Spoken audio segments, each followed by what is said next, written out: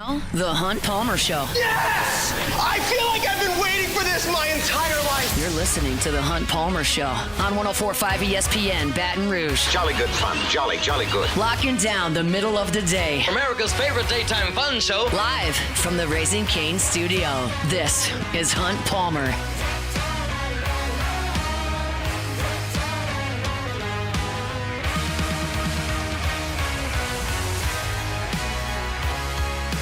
Welcome in! Hunt Palmer coming to you from the Raising Cane studio downtown in the capital city on this Monday. Hope your work week's off to a good start. Appreciate you hanging out with us on 104.5 ESPN Baton Rouge. Bryce Coon from the Bengal Tiger going to be with us in 30 minutes talking Tigers. Denton Day, Sirius XM, college football overtime with us at 2:30 talking national college football. The Saints lose in a decent effort on Sunday up in Buffalo. We'll talk about the Southeastern Conference and, of course, LSU's loss in Oxford. I've got to be real honest with you. Since LSU came off the field against Florida 2 weeks ago, I've been looking forward to this past weekend with so much anticipation. LSU, huge game on the road against Ole Miss. Ryder Cup, final weekend of Major League Baseball entering the postseason. And it was as bad a weekend as I can remember for me personally in terms of my rooting interests. LSU loses. The U.S. no-shows for 2 days and then can't close one of the greatest comebacks ever yesterday, the Ryder Cup, and the Cubs ace broke his rib. So it was a disaster. I hope yours was a little bit better. Probably not, considering the rooting interests of the people down here in South Louisiana. But it's over. And now I guess we got to talk about it. So let's do that with our Genesis opening drive. It's time for Hunt's opening drive, presented by Genesis of Baton Rouge. All right, LSU loses in Oxford, Mississippi. The final score was 24-19. And I'm kicking myself a little bit here. If y'all listened to me last week, you heard me wrestling with this, and I will be honest. I feel like I'm honest all the time here. I have no pride. I'm wrong all the time. And am happy to discuss that. We'll do that in our SEC picks coming up a little bit later. Picked Arkansas to win. They lost by 100 and fired their coach. I'm wrong all the time. I was not wrong about this game in my gut. I knew that LSU was going to struggle to score points. And I felt like LSU would not be able to silence Ole Miss's offense, even with a backup quarterback. And really all week, I felt like I was going to pick Ole Miss to win the game. And I just kept looking at it and going, Chambliss is not ready for this defense. They're not going to score that much, and LSU's already won on the road. Like they'll find a way to get it done close. And I picked a close game that LSU won. And we got a pretty close game on the scoreboard, not on the stat sheet, but Ole Miss won. And it was because of the same things that have plagued this team and plagued this program for years. LSU does not run the ball effectively and does not run the ball enough. Period. End of discussion. And this has been a problem for 3 years. And you can look at 3 years ago and you can go, well, wait a second. They finished 11th in the country in rushing offense. What are you talking about? They couldn't run the ball. Well, you know where I'm going with that. Jaden Daniels put on a Superman cape. And he was one of the best players in the history of the program. He was the best player in the country by a mile that year. And he camouflaged an offensive line and a program that fails at running the football. You look at the important games that year against good defenses, and you will find that LSU could not run the ball when that time came. They played Florida State in Orlando in a game where they kind of got outclassed. But what you saw was an offense that could not run the ball in that game. You had Josh Williams and you had Caleb Jackson, but you couldn't do anything. In that game, you carried the ball 12 times with your tailbacks, and they ran for 54 yards. 2 months later against Alabama, they ran for 43 yards on 13 carries. In the last game of the season against Texas A&M, where LSU won the game, thanks to Jaden Daniels bringing LSU back throwing touchdowns, the tailbacks ran 15 times for 36 yards. Last year, nobody in the SEC ran it fewer times than LSU. Nobody. And if you look at teams that average less yards per carry than LSU, Mississippi State, Kentucky, Oklahoma, Vanderbilt, they won 4 games combined in league play. That's the worst teams in the league are the teams that are a little bit worse than you running the football. And you look up at what happened in that game on Saturday night, and you're looking at an Ole Miss team that statistically is putrid stopping the run. Kentucky ran for $175. Arkansas had 5 drives in the first half of their game at Ole Miss. 5 drives. Touchdown, touchdown, touchdown, touchdown, missed field goal.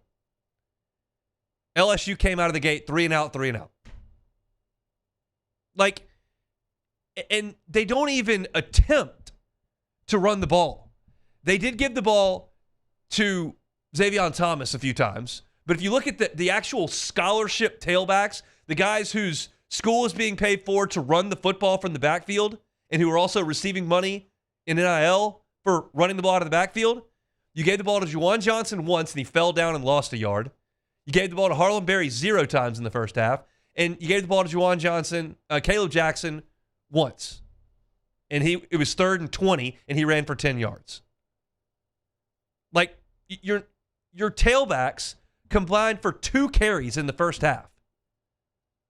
A fall down loss of 1 and a 3rd and 20, 10-yard run. Everything else is through the air. And you're not very good at that either. But the root of this problem is the running game. And it is atrocious. Now, I know that some people really, really like Pro Football Focus, and know that some people really don't like Pro Football Focus, and I don't really care what your feeling is for it, but I do think that it is a metric you can use to tell the story. It's not everything, but it's part of it. Listen to these run blocking grades from your offensive linemen. Braylon Moore is the best you got run blocking. His grade is a 64.4 for the season. DJ Chester is second best, 58.1. Tyree Adams, your left tackle, run blocking, 56.8. Josh Thompson, right guard, 54.4. Cohen Eccles plays left guard for you, 48.9. Paul Mabenga plays left guard for you, 46.7. And then Weston Davis, who's your right tackle, wasn't out there on Saturday, got hurt pregame, but he's been your right tackle to start. His run blocking grade for the season is 41.5. You don't have a single offensive lineman in this program that can go out and get a Pro Football Focus grade for the season better than 64.4. And 2 of your games are against Louisiana Tech and Southeastern Louisiana. This is not a Saturday night problem for LSU. It was the reason you lost to Ole Miss, because you can't sustain drives, you can't move the ball, your defense is on the field the entire game, and it's because you can't run the ball. That was a problem on Saturday, but this is a problem that is program deep. You had 4 NFL drafted offensive linemen on the team last year, and you couldn't run the ball. You completely overhauled the operation because you didn't have DJ Chester out there for the first half because he was out for targeting. You didn't have any offensive linemen on the field in the first half that were on the field last year for you. Josh Williams is gone. Caden Durham is hurt. So those are your 2 tailbacks from last year. It's not a tailback problem. You've overhauled the entire operation, and it's still the same garbage.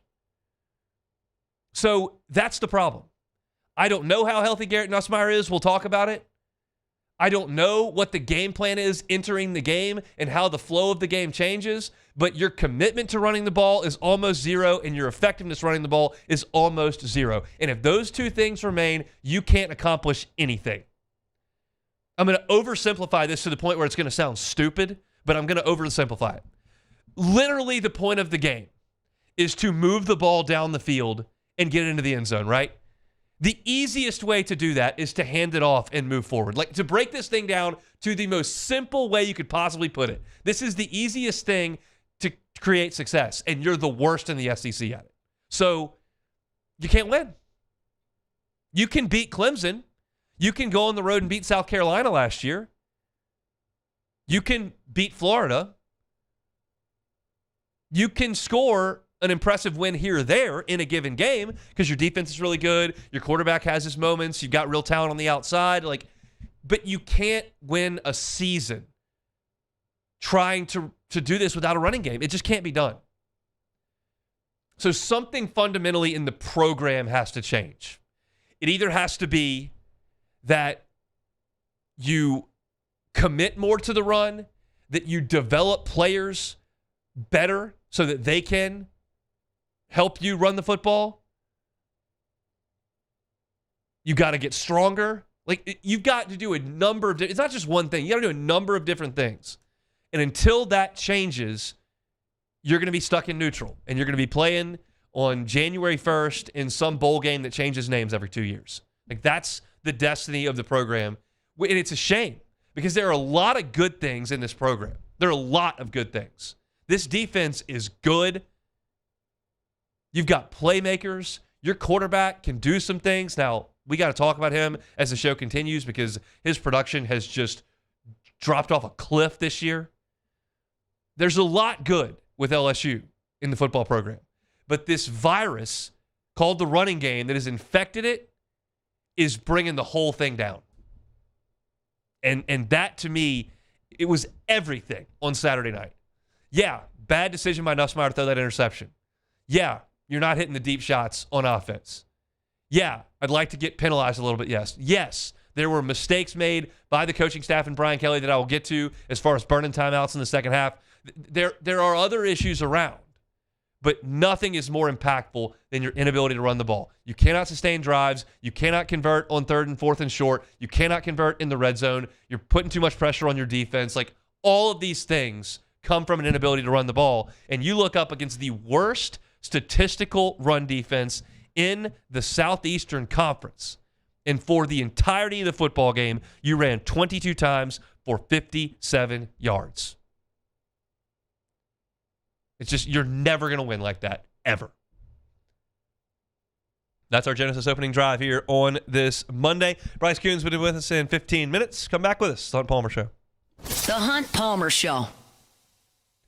Swing Easy Golf Club in Baton Rouge. Love Swing Easy Golf Club in Baton Rouge. It's on Seagan near Perkins. An awesome place for golfers of all skill levels. They've got 3 indoor bays with that golf simulator, and you can use it however you'd like. If you'd like to work on your game in a controlled environment that's not altered by the weather or whether or not the golf balls are all scuffed up and scraped or whether there's no grass or it's too hot or it gets dark early, none of that happens at Swing Easy. You go inside, you can see all your relevant data with your swing speed, ball speed, carry distance, see the spin, all those things, plus a slow motion video of your impact. So if you're looking to work on your game, you can do it at Swing Easy Golf Club, or you just want to have some fun. Drink a couple of beers, drink a glass of wine, hang out with your friends, watch TV, play Pebble Beach on the simulator. You can do that as well. It's a great, great place to hang out on the week or on the weekend. It's the Swing Easy Golf Club in Baton Rouge. They're online at swingeasygcbr.com. They're also on Seagan at Perkins. That's Swing Easy Golf Club in Baton Rouge. At Bayou Automotive, we believe in a sales process that puts you first. We want you to experience an easy purchase with clear pricing and great service. Let Bayou Ford and Bayou Chrysler Dodge Jeep Ram be your trusted partners in finding your perfect vehicle. The crew at Bayou Automotive is going to do right by you. At Auctioner, we know healing is a team sport. That's why we've partnered with world-renowned orthopedic surgeon Dr. James Andrews to create the Auctioner Andrews Orthopedics and Sports Medicine Institute. Whether you're a professional athlete or a weekend warrior, our team of specialists are dedicated to getting you back in the game. So whatever your reasons are for reaching your personal best, we've only got one. You. Auctioner Andrews Institute. Long live you. Gulf Coast Bank and Trust is giving our customers the power to bank anywhere, anytime during this challenging event. And we're right there with you. Our mobile banking app is a smart way to manage your money and time. Gulf Coast Bank and Trust, the bank that cares about you. I'm Gabrielle McLeod on behalf of the Louisiana Propane Dealers. I have spent hundreds of hours preparing for scholarship competitions. That preparation paid off when I won the Fitness and Talent Awards along with the title of Miss Louisiana. The Louisiana propane dealers are also pretty talented and want you to be prepared for when the power goes out. Visit LouisianaPropane.com to find out about propane generators and other safety tips. Louisiana Propane, it truly is the fuel for our future. Bayou Chrysler Dodge Jeep Ram is taking $22,500 off MSRP on the brand new 2025 Ram 1500 Laramie with $22,500 off MSRP with a complimentary 7-year powertrain warranty that comes with all new Bayou Automotive vehicles. If you need sales or service, the crew at Bayou Automotive is going to do right by you. While Louisiana politics can seem like they're from another planet, Moon Griffon isn't afraid to bring politicians back down to earth. Listen to the Moon Griffon Show weekday mornings at 9 on Talk 107.3. At Luba Workers' Comp, our journey began over 30 years ago with a simple belief: our clients come first. At Luba, our business has always been focused on people, not policies. Through every success and challenge, we've continued to grow because we've stayed true to our values, committed to providing you with genuine dependability. Because your well-being is more than a priority. It's our purpose.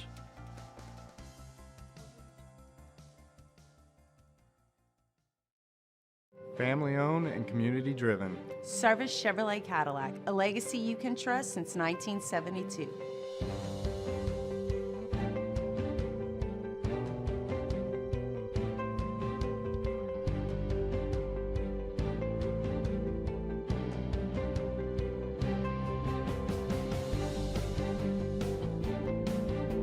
Service Chevrolet. You're listening to The Hunt Palmer Show on 104.5 ESPN, Baton Rouge.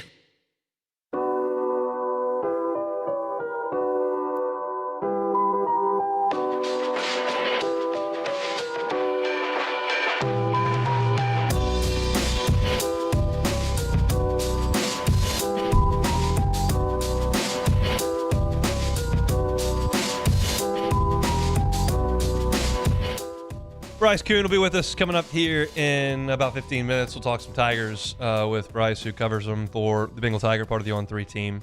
Let's talk about some of the other aspects of this game on Saturday night, not just the running game. The defense, I thought, did a pretty good job. It was not perfect. It was not dominant, but they were handed a terrible, terrible hand by the offense and admirably stood up, I thought, for the majority of the game. You look at the first half, Ole Miss ran 49 plays in the first half. That's bordering a game. Like, you'd like to have your defense on the field for like 65 snaps or so. And you almost had 50 in the first half. LSU's offense, by comparison, only ran 24 plays in the first half. Ole Miss, which does not care about time possession at all, controlled the ball for 18 minutes in the first half. And the defense got tired, and they gave up 2 touchdown drives at the end of the first half, when I think they were gassed. I mean, they gave up that 17-play drive to start things. That was the longest drive of the Lane Kiffin era in Oxford. But they did make things tough on Ole Miss's offense for the majority of the game. They gave up those 2 touchdowns late in the first half, and then I thought they got tired late in the game because they had been on the field for the whole game. And if you look at time of possession for the game, it was 32-28. But more importantly, it was the 84 plays that Ole Miss ran to LSU's 56. You ask the defense to be out there for 84 plays and they only give up 24 points. That's a pretty solid day at the office. Yeah, they had some pass interference penalties that weren't great. Yeah, Ole Miss, did move the football, and in terms of yardage, like, they did roll up 480 yards. So it wasn't a great day for the defense, but considering the circumstances they were handed, I thought it was a pretty good effort by Blake Baker's group to stand up for the majority of the game. Now, the other aspect of this, we talked offense with the running game. We talked defense there briefly. I did not think LSU's coaching staff did a very good job in the game. And that showed itself to me in 2 instances. The first instance was at the end of the first half. Ole Miss had the ball, and they were driving. And it got to 3rd and 2 from the 14-yard line, under a minute to play. And Lane Kiffin was content to let the clock run a little bit, down under a minute, in case they did not get the 3rd and 2.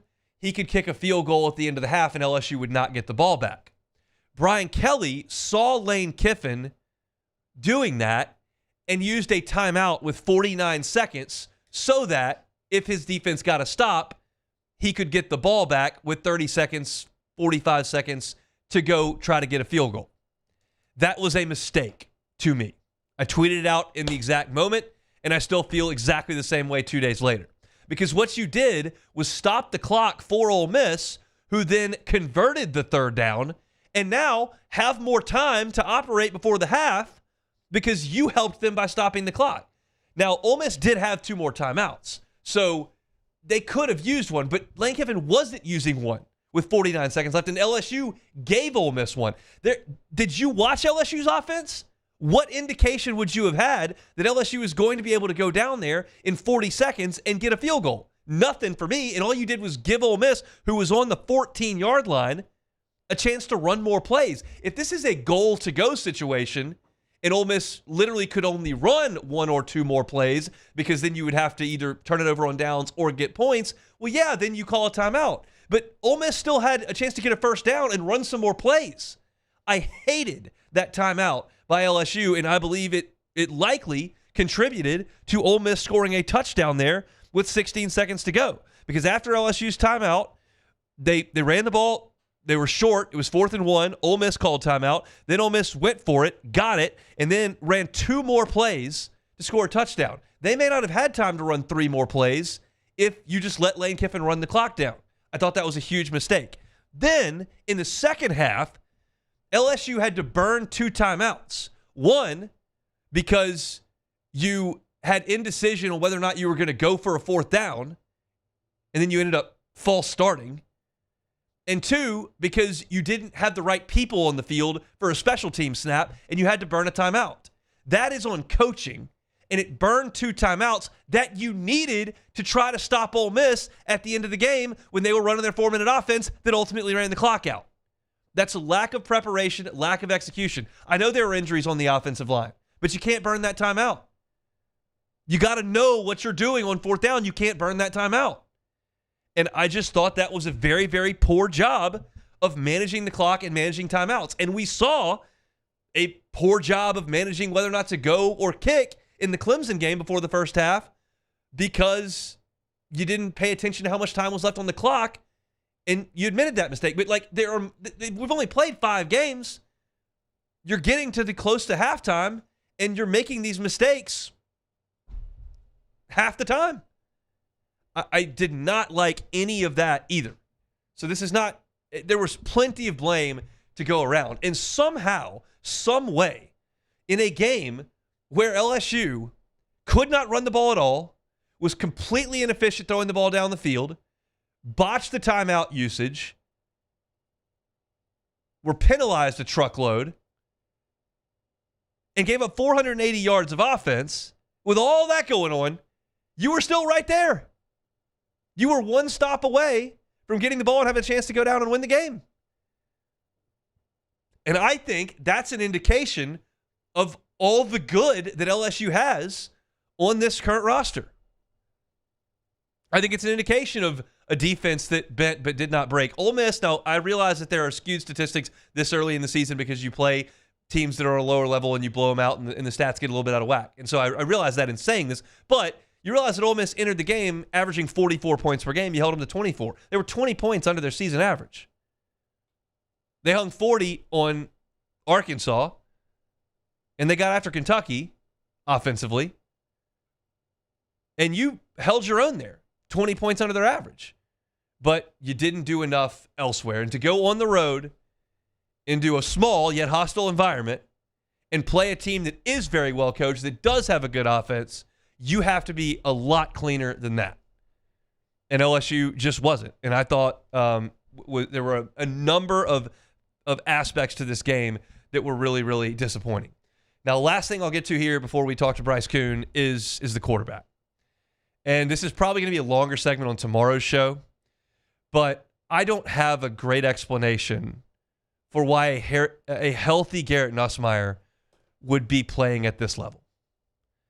This is a guy who led the SEC in completions last year, who was a top 5 passer all year in terms of production, and who this year is just not connecting with this talented group of wide receivers. Like, I know Barryon Brown is talented. I know Aaron Anderson's talented. I know Chris Hilton is talented. I know Trey'Dez Green is talented. Xavion Thomas, Kyle Parker, Nick Anderson. These guys are talented dudes. And LSU threw for 197 yards on Saturday. 62% completion. You're not able to hit the ball down the field at all with any consistency whatsoever. And so essentially, the only dimension that you have, and I said this on our postgame show on the LSU Sports Radio Network on Saturday, you hear the term one-dimensional all the time. LSU's one-dimensional. They can't run the ball, they're one-dimensional. Well, they only get one dimension of the dimension because in the passing game, which is your only dimension, you don't stretch the field. Well, they tried a little bit. They hit Xavion in the first quarter a little bit down the field, and they threw the ball deep for Barryon Brown a couple times, and they drew one pass interference call. But, like, you're not connecting on those with any sort of regularity. So, really, the only dimension that you have is the short passing game. And that's really easy to defend. And teams do. And that's why you're not scoring touchdowns. 2 touchdowns against Clemson, 1 touchdown against Florida, and then 2 touchdowns against Ole Miss. You get a pick 6 from Deshaun Spears against Florida, but like offensively, you're not doing anything. And it doesn't make any sense that Garrett Nussmeier would regress to this point with the same offensive coaching staff around him, with better weapons around him, and an offensive line that is not as good as last year's, but is not giving up a ton of sacks. He's just inaccurate, indecisive, made a bad throw. Like, it is odd. And I want to suggest that he's hurt. But I don't know that. I have no way of knowing that. All we can do is go on what we've been told. And Brian Kelly said on the record that he's fine. And Garrett Nussmeier has said he doesn't want to talk about it. And I told you on Friday, I had a conversation with someone in the building that I feel like would shoot me straight. I asked how Nussmeier was, and the answer I got was much better. I told you on Friday, like they said the Louisiana Tech week was the worst week for it. He overdid it in practice and probably should have sat. But since then, he's had 2 weeks to recover, and he's fine. That's what I was told. And all I can do is pass along what I'm told, but it just doesn't make a lot of sense that a guy that was routinely throwing for 340 on Saturdays last year is stuck around 180 now this year. That, to me, is really odd. If you told me that LSU's passing game stunk because the offensive line couldn't block and Garrett Nussmeier was getting sacked more than any quarterback in the SEC, I would go, okay, that makes sense. Like they lost all those great pass protectors and they're not really protecting the passer. They're doing an okay job protecting the passer. It's not the wide receivers are no good. It's not that it's a brand new offense. I can't figure it out. There have been drops too. There have been some drops. There were drops in the Ole Miss game. There were drops last week against Florida. There's been. I'm not going to say it's just one of the other. One of the other ailments that has been plaguing this offense. It's rotten. I mean, it's a bad offense right now. I mean, one of the touchdowns you got on Saturday was a tip drill that Nick Anderson caught out of the air. Not exactly how you drew it up in practice on Wednesday. I mean, and this is an Ole Miss defense. It's just not very good. It's just not. They don't have the horses. They got Sage Ryan and Deshaun Womack playing out there. I watched those guys. Deshaun Womack looked pretty good. He was offsides, but he got a sack. I don't have great answers for why LSU's passing game is what it is. I got answers for days on the running game. I know why that's bad. It's been bad for 3 years. Passing game, the only thing that I could speak to that makes a lot of sense is that Garrett Nussmeier is significantly compromised. And his mechanics are off, and his practice time is down, and he's just not comfortable enough to throw the ball. That's all I can think of, but I don't know it. I can't speak to that with any certainty at all. So we'll see. Brian Kelly said 2 weeks ago that Garrett Nussmeier, quote unquote, couldn't shut it down until the bye week. Well, bye week's here. Let's see if they shut it down. We'll see. All right, let's talk about it with Bryce Coon when we come back. The Hunt Palmer Show. My father, J.B. Falgu, had a vision of growth for First American Bank and the communities we serve. The bank's foundation was built on his legacy of compassion, loyalty, and dedication. Through his years of leadership, First American has prospered to heights even J.B. could not have imagined. I know my father would be extremely proud of the customer service and financial stability that First American provides to Southeast Louisiana. We continue to thrive because of the legacy of J.B. Falgout. BRAC teamed up to reimagine your parks, and you imagined big. With your help, we went to work, creating 12 beautiful community parks across the parish. A family-sized water park, miles and miles of trails, and parks just for your dogs. There are more places to splash, to explore, to run wild, and even soar. You imagined, we delivered. Gold. BRAC, your #1 park system in the nation. These ice cubes could have been a thankless bed for an all-you-can-eat salad bar. But instead, they cradle and cool the crisp, refreshing Dos Equis. Nicely done, ice cubes. 104.5 ESPN Baton Rouge and First American Bank and Trust bring you the Heart of the Game Award, recognizing student athletes who deliver when it counts. Nominate your game day standout at 1045ESPN.com by the 21st. We'll choose 5 male and 5 female finalists, and then it's up to the fans to vote for the winners. Each winner gets a $250 gift card, a custom award, and the spotlight they've earned. Presented by First American Bank and Trust, a banking tradition since 1910. Men, age is just a number. Don't let it dictate how you feel. Goodwood Men's Sexual Wellness has anti-aging services that can help you look and feel your best. Visit yourgoodwood.com and discover a renewed sense of vitality. We typically think of stress as being bad for us. At Our Lady of the Lake and LSU, we are researching how certain types of stress, such as exercise, can be good for our immune health. By studying people under extreme stress, such as athletes, astronauts, service members, and first responders, we're learning how to improve the immune health of everyone. That's the power of research. That's the impact of champions. Together, we roar. At Luba Workers' Comp, our journey began over 30 years ago with a simple belief. Our clients come first. At Luba, our business has always been focused on people, not policies. Through every success and challenge, we've continued to grow because we've stayed true to our values, committed to providing you with genuine dependability. Because your well-being is more than a priority. It's our purpose.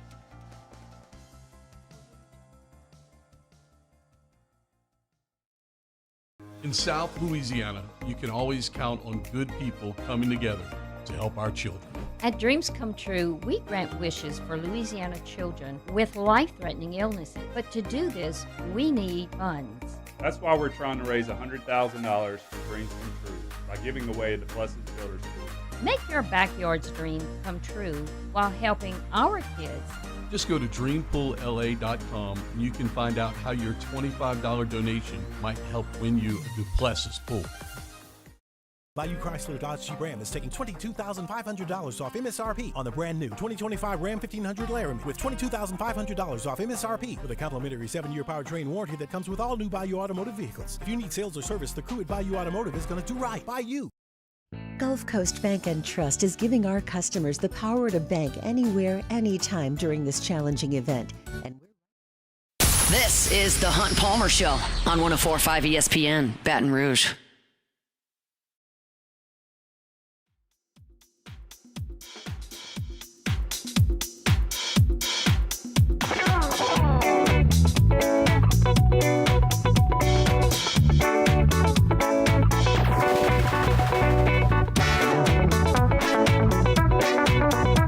All right, Tigers lose on Saturday night. First loss of the season, 24-19 was the final. Bryce Coon covers LSU for the Bengal Tiger, part of the team over there on 3. Joins us now on the Jim's Firearms Hotline. Bryce, how are you, sir?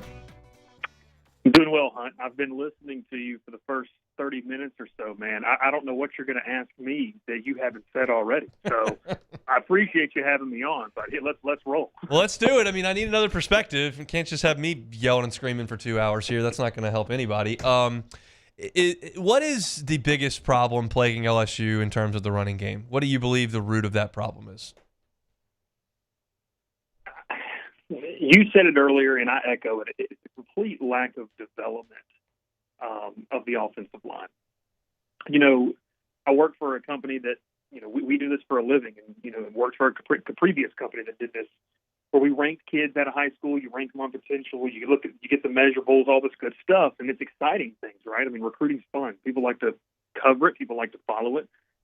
But this is one of those things where whatever the reason is, you're getting high 3 stars occasionally, but mostly 4 stars and some 5 stars guys in here, and they're not getting any better. I mean, I think that's the biggest thing is we have to realize when you talk about, well, these guys we're recruiting are not playing well. Well, they're very rare you're going to have a guy step on campus and just be him. And maybe, we got a little spoiled, I guess, with Will Campbell and Emory Jones to a certain extent. That's just not the case right now. You don't have, 3 guys on this roster that I feel comfortable putting in the game and saying, hey, can you go put your hand in the dirt and run somebody over? I will say I thought Carius Kern showed some things of that, but I don't think he's a tackle at the next level. I think he needs to be playing guard. So, there's just a complete lack of development, and you enter into kind of the first month of the season now where you've got 5 guys that'll go out there and play, but I don't think you have a combination still that you feel comfortable going out there and saying, hey, these guys can go run the football, because they can't. They just flat out can't. They cannot run block. I know you read off the PFF grades earlier. I like what you said there, too. It's a tool. It's not the Bible. But just overall, I mean, this is an issue with the development. People have asked me about scheme. They couldn't run last year, and they had guys. So I don't know how you scheme up when guys just cannot. They can't combo block up at the second level. The communications out there. I think it just comes down to the lack of development and the players that you have on the roster at this point. Speaking of players on the roster, in no way am I advocating for or expect 18 to come off the field. He's your starting quarterback. He's a 5th-year senior. He will play. But maybe next year, in moving forward, do they need to have a mobile guy at quarterback? I mean, if it's going to be this bad, yeah, you have to.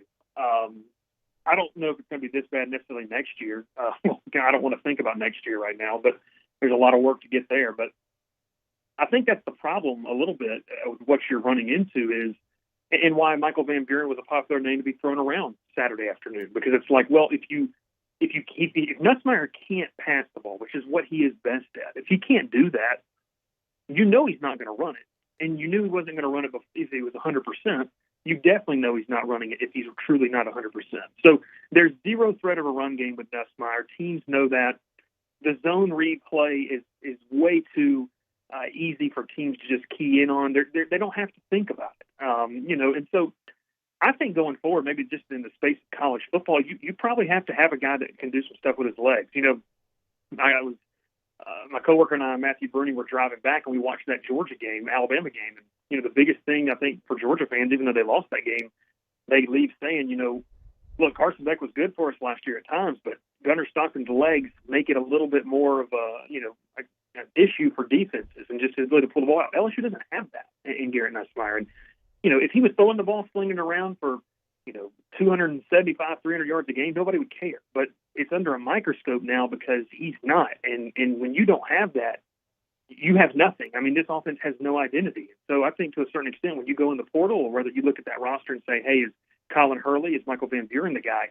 Whoever steps under center next year has to have the ability to move around in the pocket, have pocket awareness, and pull the ball down and be confident in his ability to run. You have a thought on the inefficiency of the passing game? Well, I wrote about this right afterwards. I think the frustration for myself and obviously you and a lot of LSU fans is that, is he really hurt?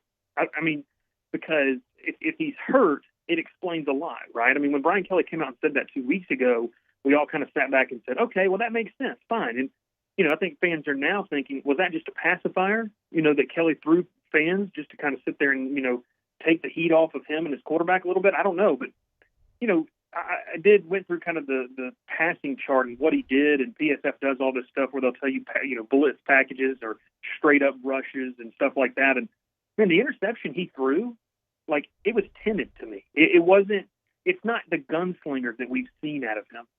And I think we know the difference between Nussmeier making mistakes because he's being over aggressive and what we've seen through the first 5 weeks of this season, which is just kind of gun shy, a little bit timid, not comfortable. And it's just not him. And I think that's why everyone's just kind of confused, because if he's hurt, okay. If he's not, then you have a guy who, and this rarely happens, this is why it's so crazy, who has completely lost feel of his mechanics, has completely, the mental side of the game is not there for him right now. And so, I said today on our message board, I said he needs not just a physical reset if he's hurt, he needs a mental reset. And maybe that's what Kelly was alluding to. I don't know. It straight up comes down to if he's hurt or not, and I don't know if we'll ever get that public, especially after the way that Kelly and Nussmeier answered the question post-game. I don't think they'll ever truly tell us until something's so apparent. But I don't know about you, Hunt. I don't know how more apparent it can get that Garrett Nussmeier is not right. I mean, that throw he missed to Hilton, he just never misses that. And Hilton had the Ole Miss secondary beat by 3 steps, and he just hung it up there 10 yards short, just like the Barian Brown throw against Louisiana Tech. And then when you get Nussmeier saying post-game, I don't want to answer questions about my health, if he's healthy, you'd be like, no, I'm fine. I just didn't play well. If he's giving you that, I'm not going to answer that. It just feels like there's a lot of smoke there, and there's probably some fire there as well. How'd you feel about the way the defense played? Yeah, I mean, look, I know Brian Kelly talked about, he said this too in the post-game presser, they weren't tired. They weren't fatigued. I mean, they had to be. You don't play nearly 50 plays in the first half, and you're feeling great. I mean, that's what Ole Miss wants to do. That's what teams want to do. They do all of that in the first half so that when they get into crunch time in the third and fourth quarter, that's where they kind of feel like, hey, we can impose ourselves a little bit. And, yeah, of course there were some missed assignments there in the fourth quarter. There were some missed running lanes. They didn't, he was right. They didn't fill the backside B gap. But why? Well, probably because they were dog tired because they're on the field for nearly 100 plays. I mean, that's just, you can't expect your defense to do that. And, Hunt, going into the game, I had said, if you keep Ole Miss under 25 points, that was my magic number. I would have felt pretty good about the game. Obviously, they did, but they still didn't win the game because of the offense. But I don't know what you would want of this defense to do, really, anything else. I mean, that one, and you can correct me, the 170-yard drive where they had, 45 yards worth of penalties, 2 PIs, and then obviously a penalty on West Weeks. That's a backbreaker. I mean, that hurts you, that kills you. The Weeks call was that's brutal. As for the PI calls, once again, my coworker Matthew Bruni and I were talking about this on the way home. We were like, that's the one way that LSU is going to be attacked. Is they're saying, yeah, we know Delane's really good. We're going to just try to see what we can do one-on-one. And look, I thought Woodland and Pickett played well. They're young guys. They had to grow up in the moment. They didn't get embarrassed, but that's what happens when you play a premium position like corner. You're going to get flagged at times, especially when they're going at you in man-on-man coverage. And LSU didn't generate enough of a pass rush against Chambliss and this Ole Miss offensive line to help those guys out, and it was kind of a matter of time, I think, for that to happen. So I'm not down on the defense. I wrote about it today. I mean, one thing I think I know coming out of this month is I still think this group can be a top 10, top 5 unit in the country. I just I hope we don't look back at the end of the year and say that they wasted it or that the numbers weren't what they needed to be because of the offense. That's going to have an asterisk next to it this season. I hope it doesn't, but it might.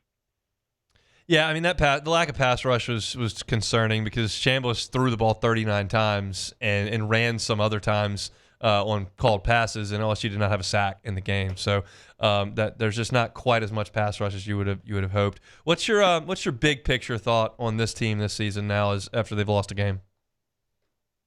Yeah, I'm trying not to be too reactionary to it, but it's hard to when your problem is as glaring as it is, and it's offense, it's the run game, but it's the quarterback. I mean, look, we went into this game thinking, okay, or even in this season, the run game's not going to be top 5 in the SEC. Like, that would have just been a lot to ask for, I guess. But, I think the one thing that is about it is that you could count on, well, you had a guy returning the 3 for 4,000 yards.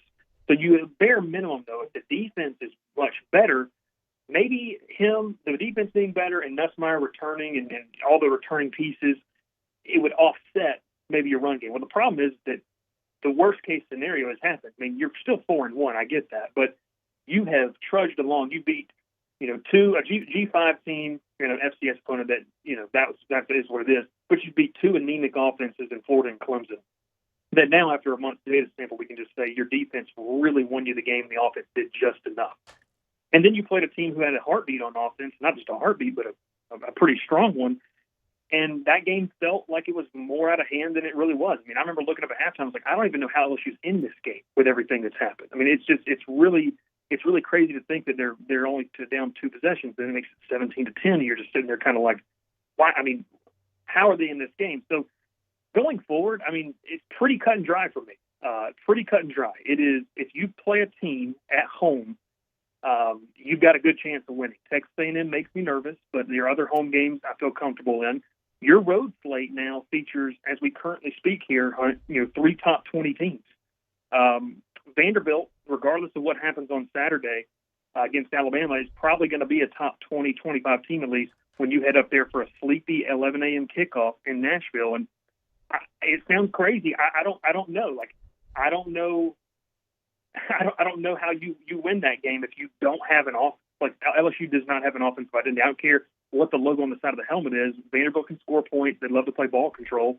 And then Alabama and Oklahoma later in the season. Like, I don't know. So how does it change for me big picture? It's a long way of saying this team can still figure it out. I just don't know how you fix the issues that you have in season. That's my big problem. Is a lot of these things you could have gone out and gotten a right tackle in the transfer portal. You didn't. You thought Weston Davis was going to be your guy, and that's gone horribly wrong. This offensive line isn't very good, so you can't. There's no free agency. You really can't do that. So I don't know how you fix this in season. I think that you could sneak into the playoffs still, but 8-4, 9-3, it feels daunting to say that, but we'll see what happens. But I just don't have a lot of confidence you can go on the road and beat somebody who can play offense. Yeah, those 3 quarterbacks you're going to go on the road and play are playing really good football at this point. So we'll see. LSU's got a bye week to think about it before South Carolina comes to town next week. Want to read about the Tigers? You can do it over at the Bengal Tiger, part of the On3 Network. Shea Dixon, Matthew Bruni, and Bryce Coon, the crew. Bryce, gives us a little time here on this Monday. We appreciate it, man. One more thing, Hunt, I wanted Yes, to sir. say, and sorry for taking time, but I don't know if people saw this, but obviously just thoughts and prayers go out to Wilson Alexander and his family with what happened. His wife, Alice, passed on this past weekend of cancer. So just wanted to echo, I know all of us in the media, we love Wilson, and just terrible, terrible news that, just makes everything that happened this weekend not so important.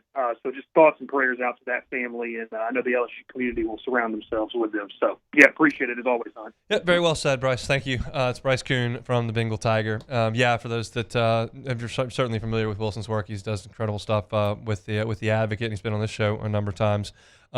Just unspeakably tragic news for he and his family over the weekend as his wife passed away. She'd been battling cancer for over a year, and it shook me up this morning, quite frankly, when I saw it to Wilson's tweet, beautifully written obituary that he posted on his Twitter feed. It's posted there. Just really, really sad stuff. Breaks your heart, really does. But our best to Wilson and his family. I'm sure we'll see him soon. Tough time for them right now. So no easy way to transition out of that, obviously. Appreciate Bryce bringing that up. We'll come back and close out this first hour, the Hunt Palmer Show. The Hunt Palmer Show.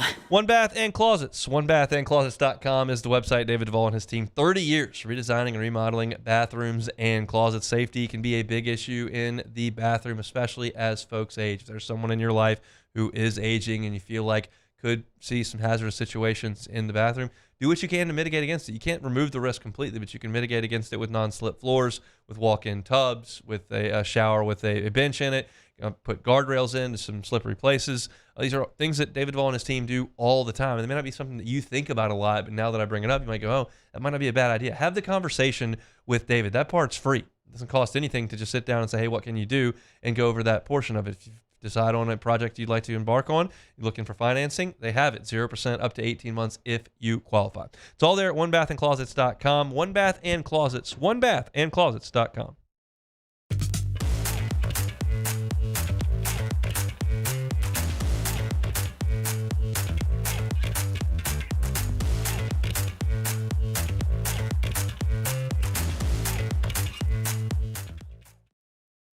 When it comes to pipe fabrication, time is money.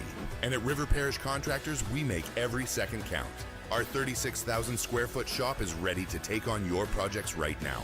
With experienced welders, precise fittings, and fast turnarounds you can trust. Whether it's a single custom spool or a full-scale run, we have the capacity and the skill to keep your job on schedule.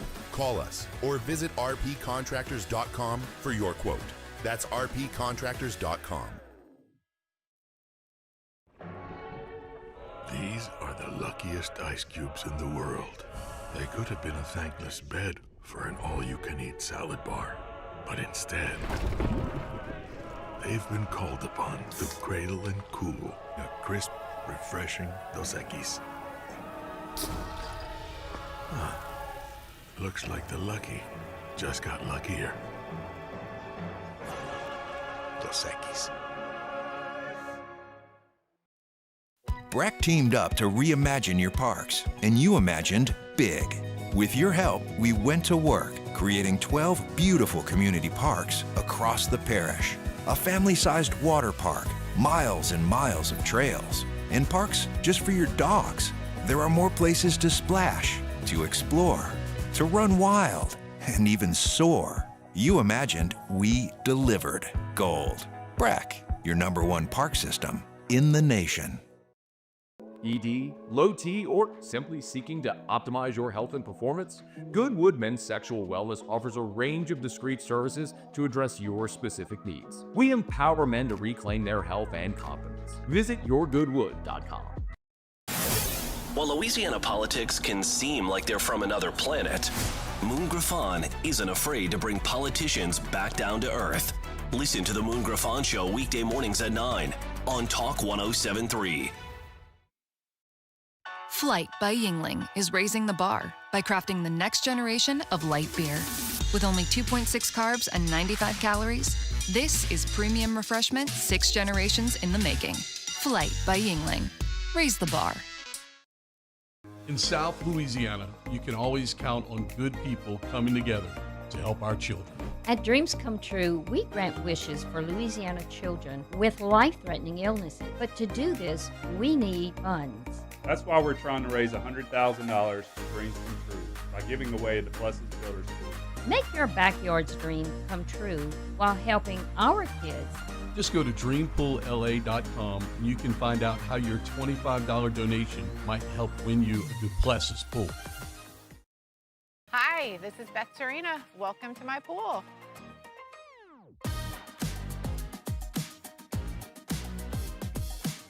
The first time I saw this beautiful pool, it exceeded every expectation that I had. They were able to get everything we wanted in this pool. It is a beautiful pool. We live out here, we eat out here, we watch TV out here. This is like our living room outside. We love this pool and everything about it. When we decided to build our pool, we called a great friend who is one of the best pool builders in the country in North Louisiana, and we said, who would you choose to build a pool in Baton Rouge? And without a hesitation, he told us Russell Pools. He said their history, tradition of great builds, great pools was unmatched. So of course, who did we call? Russell Pools. The advice I would give to anyone looking to build a pool is first call Russell Pools. They'll do an incredible job. It'll be incredibly organized. It'll be You're listening to The Hunt Palmer Show on 104.5 ESPN, Baton Rouge.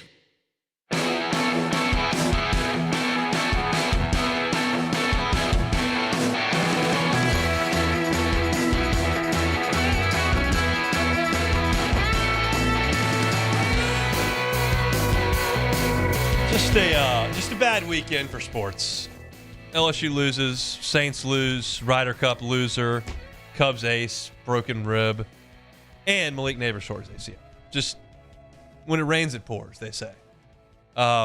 Really tough break for Malik. Had such an awesome rookie season last year in New York, and if you missed it on Sunday, went up for a pass down the right sideline, landed on his right leg, and the knee just went. It was a non-contact deal. Immediately went down, grabbed his knee, and was carted off the field. And now the reports are that he did tear his ACL and he'll be out for the season. Just a huge bummer. That organization's a mess. They've been a mess at quarterback now for a long time since Eli left, and he's been kind of the bright spot of what they're doing up there. He's off to such a great start in his career, and he'll have to be sidelined for years. And now you look up, and it's like the LSU guys. Joe's out for 3 months with turf toe, whatever it's going to be. Jaden hasn't played in 2 weeks. They got beat yesterday, and Malik goes down as well. It's just the NFL. I feel like even more so than college, the NFL deals with so many injuries. And I realize it's bigger, faster, stronger, that whole deal. But as part of the deal with LouisianaSports.net, Ross has an injury report that he posts every well, I guess not every day. He posts them on Wednesday, Thursday, Friday, Saturday, and then in a Sunday. And it just feels like there are so many injuries every single week, not just with the Saints, with everybody. And it just feels like the NFL becomes like a battle of attrition. If you can keep your like roster reasonably intact, you've got a chance. And we know the Saints haven't done that worth a flip the last 3 years. They've just been riddled with injuries, especially on the offensive line. And last year, the defense really got hobbled. But just tough for the LSU guys. Guess it comes in threes. You got Malik out for the year. Joe's missing significant time, and Jaden's been out for a little bit. Hopefully, Jaden can come back next week and play. But Malik will have to wait until next fall to get back into game action. So, bummer. I saw that on Twitter. Put a story up on LouisianaSports.net yesterday. Just hate to see that for such a bright young star in the NFL with roots here in Baton Rouge. So, that's it for hour number one. Open the show with 45 minutes straight of LSU talk. You want to check that out, you can wherever you find your sound. Hunt on LSU. Certainly on YouTube as well. We've got a lot to cover in the second hour. It's going to go quickly, I'm sure. SEC picks against the spread, including a coaching change up there in Fayetteville. We'll also chat with our guy, Denton Day. Saints recap coming to you in 20 minutes, so don't go anywhere. We'll pause for national headlines and Sports Center, get you caught up on all the goings on there, and then we'll come back with SEC football talk. It's right here on a Monday edition of the Hunt Palmer Show. The Hunt Palmer Show. Genesis of Baton Rouge. GenesisofBatonRouge.com is that website. Every car that is on the lot is online at Genesis of Baton Rouge. It's such a wonderful facility, such an amazing staff there. I tell you this all the time, but it really is true. When you go to Genesis of Baton Rouge, you're going to feel like a guest, not a customer. You're not going to be just ransacked by an aggressive sales team. They're not going to be trying to upsell you or take advantage of you. Those stereotypes exist for a reason, and that does happen in some places. It will never happen to you at Genesis of Baton Rouge. They're just going to help you to learn and to get behind the wheel of a Genesis. The odds are, if you're listening to me right now, you have not been behind the wheel of a Genesis. It's fairly new. Change that. Put it on your list. Whenever you're in the market for a vehicle, just put Genesis on your list. You'll probably be on Airline Highway anyway. Just make that stop at Piku. Go see them. Tell them Hunt Palmer Show sent you in. And get behind the wheel of one of their awesome vehicles. It's a luxury brand at a reasonable price. It's Genesis of Baton Rouge. You can find them online. GenesisofBatonRouge.com. At Bayou Automotive, we believe in a sales process that puts you first. We want you to experience an easy purchase with clear pricing and great service. Let Bayou Ford and Bayou Chrysler Dodge Jeep Ram be your trusted partners in finding your perfect vehicle. The crew at Bayou Automotive is going to do right by you. Baton Rouge's home for real rock. It's Eagle 98.1. Foo Fighters. Led Zeppelin. AC/DC. Pearl Jam. And the flagship home for LSU sports. Take us anywhere with the Eagle 98.1 app. Eagle 98.1 is the rock station.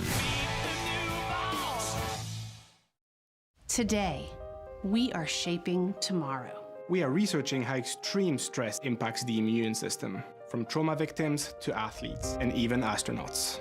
Our work is leading the way in sepsis treatment, saving countless lives. We're unlocking the mind with music in exciting new ways.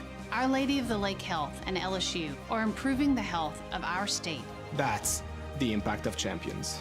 Imagine the impact we'll have on the future. Together, we roar. Hi, this is Beth Serena. Welcome to my pool.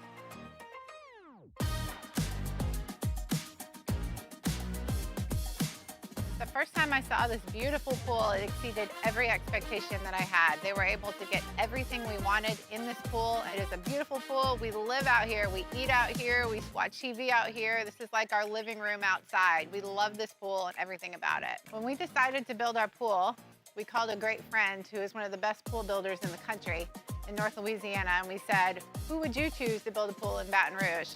And without a hesitation, he told us Russell Pools. He said their history, tradition of great builds, great pools was unmatched. So of course, who did we call? Russell Pools.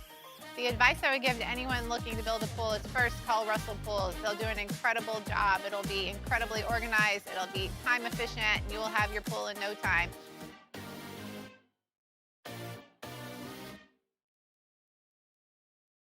At Ochsner, we know healing is a team sport. That's why we've partnered with world-renowned orthopedic surgeon Dr. James Andrews to create the Ochsner Andrews Orthopedics and Sports Medicine Institute. Whether you're a professional athlete or a weekend warrior, our team of specialists are dedicated to getting you back in the game. So whatever your reasons are for reaching your personal best, we've only got one: you. Ochsner Andrews Institute. Long live you. family-owned and community-driven. Service Chevrolet Cadillac, a legacy you can trust since 1972.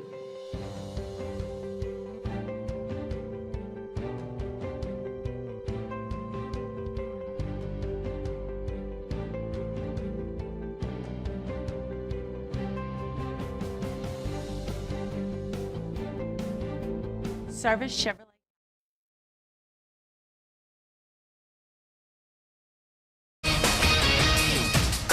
I'm Nick DeLuca. Bad to worse in Baltimore. The Ravens coming off a blowout loss in Kansas City to fall to 1-3 yesterday, dealing with another big injury. Star defensive tackle Nnamdi Madubuike now ruled out for the rest of the season with a neck injury that kept him out the last few weeks. Madubuike made the Pro Bowl in each of the past 2 seasons and registered a sack in both games this year prior to his injury. Quarterback Lamar Jackson left with a hamstring injury in the third quarter yesterday. Head coach John Harbaugh saying Jackson was too injured to return and that the game score was not a factor. No update on his status moving forward. Meanwhile, MRI confirming Giant star wide receiver Malik Neighbors suffered a torn ACL in yesterday's win over the Chargers. Neighbors caught a franchise record 109 passes for 1,200 yards as a rookie last season. In baseball, the Giants are firing manager Bob Melvin after an 81-81 season. San Francisco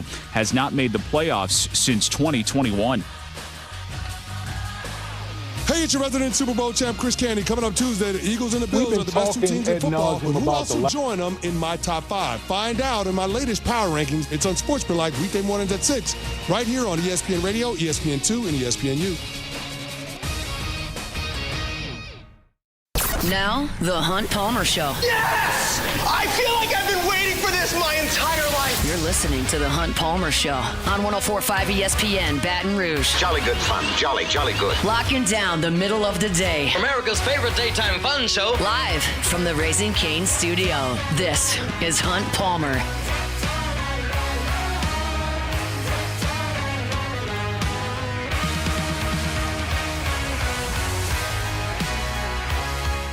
Full reaction to the Saints loss to Buffalo coming up in 15 minutes. We'll chat with Denton Day, SiriusXM College Football Overtime, 30 minutes from right now. Hope your work week's off to a good start. Appreciate you hanging out with us on the Hunt Palmer Show on this Monday. Beck, I guaranteed you a dominant week. You did. In picks. You Southeastern Conference against the spread, and I delivered. Yeah, you did not deliver, actually. 3-4. I keep getting beat by half a point. This is garbage. It did happen. It happened a couple twice. Of times. It did twice. Yep. I had A&M minus 6.5. They lost by they won by 7, and I had Tennessee minus 7.5, and they won by 7. Horse hockey, half a point. It is half a point. Big deal. But a 3-4 week. I think we got to talk about the way that it all played out. It starts in Fayetteville. I had the Hogs with the backdoor cover plus 4.5. How'd that go? It did not go well, Hunt. It did not go well. I was in a sports book for that game doing the pregame show, and every time I looked up, they were scoring another touchdown. And not only were they scoring a touchdown, they were doing so with no resistance. So it wasn't like they were plowing through at the goal line. They were just running out in the open and getting a touchdown. It was the worst defensive performance I have ever passively watched. And the question came up in a group chat that involves myself, Chris Marler, Jacob Hester, Matt Flynn, Matt Moscona. Marler texts us every Thursday to pick games for a graphic for the social media, so we've got a little group text. And the question had to be posed, is this Arkansas defense worse than LSU's 2 years ago? And right now, I think you could make the case for it. It would be tough because that LSU defense was real bad. But this Arkansas defense, my goodness. I mean, Notre Dame has a fine offense, but it was just Sherman through Georgia. It was right through every time. They almost scored 50 in the first half. Here's the drives for Notre Dame on offense. Touchdown, touchdown, touchdown, touchdown, touchdown, touchdown, downs. Touchdown, end of game. Oh, my God. They had one drive they didn't score a touchdown on, and it was because they went for it on fourth down. Oh, that's incredible. Look, Sam Pittman got off to a good start there in the COVID year, won a couple of games, but it all just kind of fell apart over the last couple of years, and that job is just really, really hard because you now have Texas and Oklahoma in the league. That's 2 more powers in the league, and so when you have a 9-game schedule and you realize that every single year you're going to be tangling with Texas and Oklahoma and A&M and LSU and Ole Miss is really good now and Alabama and Georgia and Tennessee. There's just no – I mean, Vanderbilt's not even a gimme right now. And so Arkansas is playing with a talent disadvantage almost every week. And there's no in-state talent. They're not committed to the NIL portion of it. You heard the athletic director literally come out and say, we're not set up to win in football. Like, it's just a brutal job. Now, Petrino wants it really badly. And the question is he going to get to do this again? He just did it at Louisville, and they finally ran him out of town, going back for a second run. And now he's at Arkansas as the interim head coach for a second time, and we'll see if they give him that job. I don't know who wants it when you consider that it's just going to be almost impossible to win there. I listened to Live at Lunch earlier today. They were saying there's no current odds on any, on an offshore book. They said Petrino was 7th on the odds list. Rhett Lashley is the leading name right now. But if you think about it, which they also mentioned, SMU probably has more money for NIL than Arkansas. That's a great NIL spot, and they play terrible teams every week. So then it becomes, okay, is he a guy that wants to challenge himself in the SEC, or does he want to just keep staying in the thing, and that is the point. But it's like, if you want to do that, wait for Auburn to come open. Yeah. Wait for South Carolina. South Carolina's not a great example, but wait. I mean, Florida's about to come open. I mean, it's like signing a death certificate. I realize that coaches aren't wired like that, but the odds of you going to Arkansas and building a successful program that consistently wins 8, 9, 10 games are almost none. Almost. And if you're getting paid handsomely at an ACC job right now, and you've got a clear path to the playoff, and you've got a program that's set up to pay people in NIL, which SMU invented, basically, that to me would be a bad career move. No, I agree with you, and I would think the same way. You just never know. Like you said, coaches are wired differently. He may see it as a challenge and want to take that challenge, and so we'll see. But Rhett Lashley, obviously John Summerall at Tulane are a couple of guys that people are mentioning. And it's a great payday. And look, if you take that job and you do get fired, you get a huge check. Ask Chad Morris how that works out. He didn't win a single league game. Sam Pittman's going to make some money. Chad Morris is tied with my cat for career SEC wins. Just has significantly more money than Teeny. That's. I mean, if you look at it that way, you can take the job and run with it. As far as Sam Pittman goes, this is not a significant thing, but if he should, I'm sure he's having a couple cold beers today out on the lake. Good race, ran a good race. He was a great offensive line coach for some dominant programs in the Power 5. He got a chance to be a head coach. It didn't go great at the end, but he did win some games there at Arkansas and made a bunch of money. Just relax. Don't go back and get into the mix. Just go out. Seems to the like lake. maybe a Coach O deal where you just kind of ride off in the sunset. Go to the lake. He loves it there. I don't know if he'll want to stay near Fayetteville. Depends kind of what you want to do. But yeah, that's the end of the line, I think, for Sam Pittman. Obviously, that was just an embarrassing 2 weeks there for Arkansas, losing to Memphis and then getting annihilated on your home field by Notre Dame. Biggest game, obviously, Alabama and Georgia. I said this after the Wisconsin game, and I stand by it. Ty Simpson turned a corner somewhere in early September because the guy that we saw against Florida State looked awful. And then you come back and you beat a no-name school by 1 million and no one cares. But I watched that Wisconsin game solely because of the TV window it's in. Because when LSU plays a night game, I usually leave my house around 2.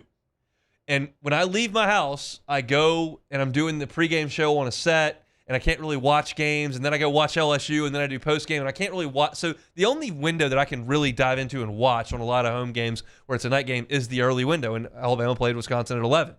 And he looked great in that game.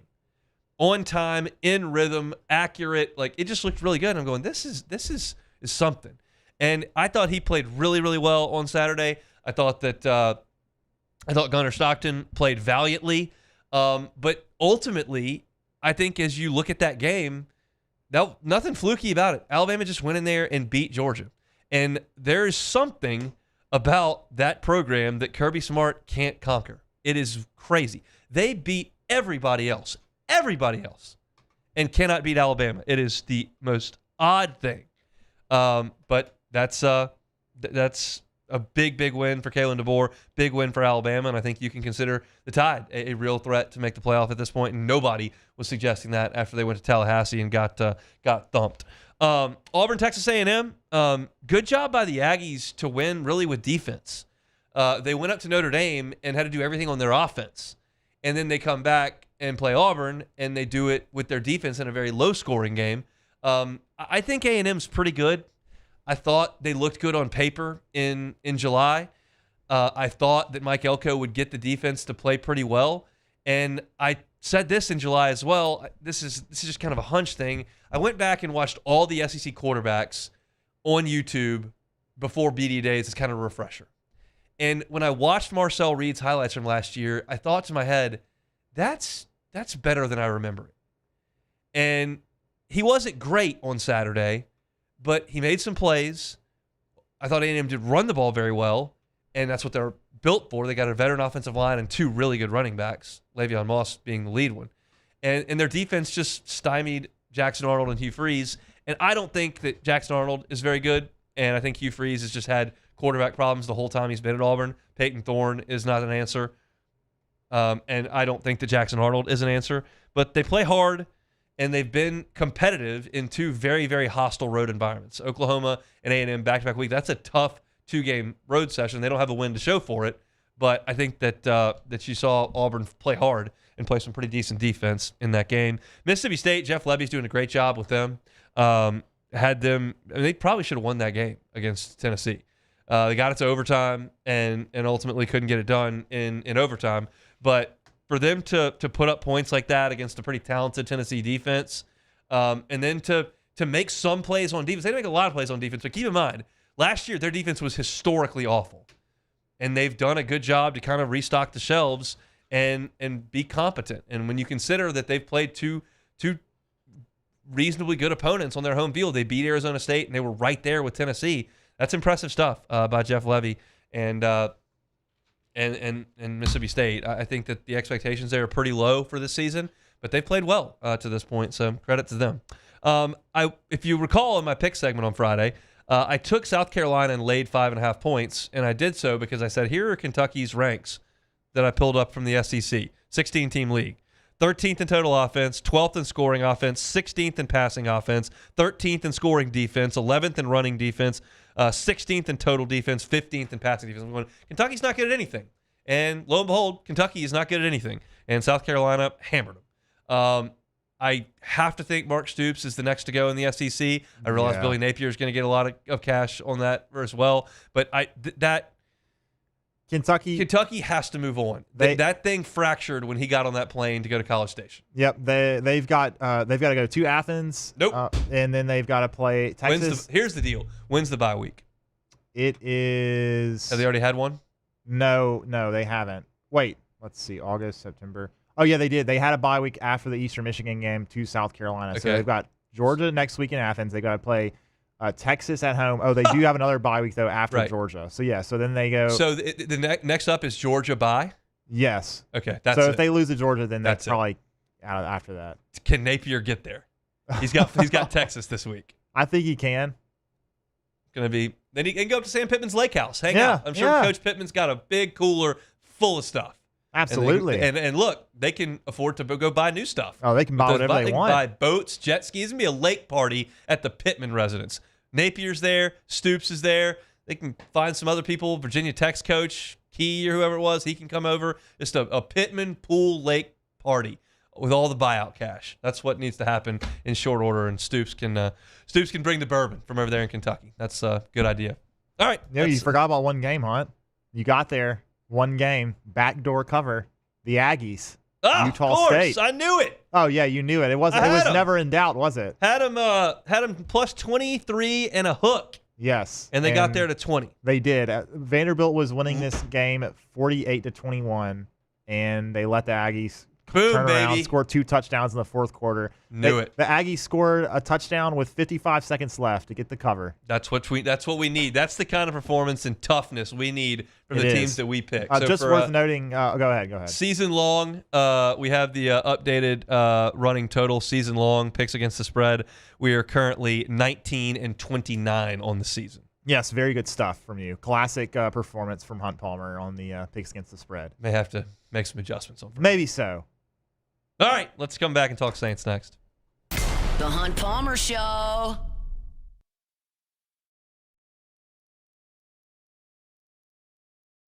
Man, age is just a number.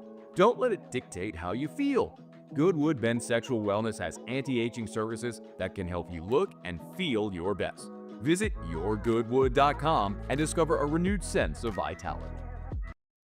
Businesses like yours are the soul of our community. You deserve someone who'll deliver the internet services you deserve. That's why local businesses rely on Rev Business, 90 years of building connections. Visit us at letsrev.biz. Flight by Yingling is raising the bar by crafting the next generation of light beer. With only 2.6 carbs and 95 calories, this is premium refreshment 6 generations in the making. Flight by Yingling. Raise the bar. My father, J.B. Falgu, had a vision of growth for First American Bank and the communities we serve. The bank's foundation was built on his legacy of compassion, loyalty, and dedication. Through his years of leadership, First American has prospered to heights even J.B. could not have imagined.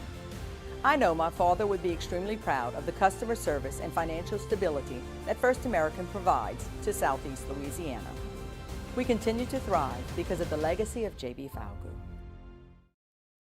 At Atmos Energy, our Smart Choice solutions help customers save energy and emissions with rebates up to $500 off high-efficiency natural gas appliances, smart thermostats, and weatherization upgrades. Together, we're fueling our energy future. It's not just a game, it's a religion. You've got your team color, team swag, and now your very own website, LouisianaSports.net. Everything LSU, Saints, and Pelicans. Sports on demand. In-depth coverage by sports writing pros with continuously updated news. And with the LouisianaSports.net newsletter, you get pinged directly with top trending stories. Best of all, now and always, no paywall. It's free. LouisianaSports.net, powered by 104.5 ESPN Baton Rouge. Your home for Louisiana sports. We typically think of stress as being bad for us. At Our Lady of the Lake and LSU, we are researching how certain types of stress, such as exercise, can be good for our immune health. By studying people under extreme stress, such as athletes, astronauts, service members, and first responders, we're learning how to improve the immune health of everyone. That's the power of research. That's the impact of champions. Together, we roar. In South Louisiana, you can always count on good people coming together to help our children. At Dreams Come True, we grant wishes for Louisiana children with life-threatening illnesses. But to do this, we need funds. That's why we're trying to raise $100,000 for Dreams Come True by giving away the Blessed Builders School. Make your backyard's dream come true while helping our kids. Just go to dreampoolla.com and you can find out how your $25 donation might help win you a Duplessis pool. At Sunshine, we know what you see when you look at your land. Where others may see dirt, you see the foundation you've built your life on. It's hallowed ground. It's past, present, and future. We're proud to provide quality John Deere equipment to help you maintain the land you love. Check out our current promotions and learn more about what it means to be powered by sunshine at sunequip.com. Parish Construction and Roofing. This is Coach Kim Mulkey. Go to parishbuilt.com for all of your roofing needs. From your hometown, parishbuilt.com. Gulf Coast Bank and Trust. This is the Hunt Palmer Show on 104.5 ESPN, Baton Rouge.